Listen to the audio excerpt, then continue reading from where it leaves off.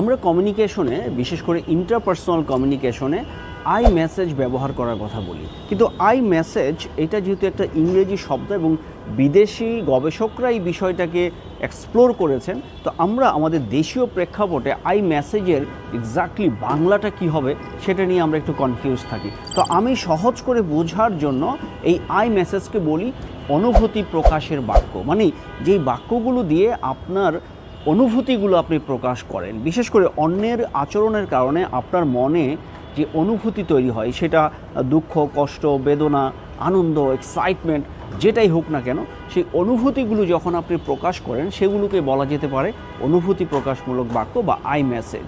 তো আমাদের ইন্টারপার্সোনাল কমিউনিকেশনে কারোর সাথে ইন্টারাকশনের সময় এই আই মেসেজ ব্যবহারটা অনেক কাজে দেয়, বিশেষ করে নিজের ইমোশনকে রেগুলেট করার জন্য এটা খুব কার্যকর একটি উপায়।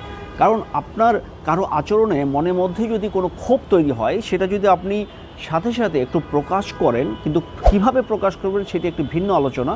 তো সেই অনুভূতিটুকু ভিতরে জিইয়ে না রেখে আপনি যদি প্রকাশ করে ফেলেন তাহলে আপনার মনে আর ক্ষোভটা জমবে না, আপনি সেই অনুভূতিটার পাহাড় ভিতরে জমবে না, তাহলে পরবর্তীতে কোনো একটা সময় আউটব্রাস্ট হওয়ার পসিবিলিটি কমে যাবে।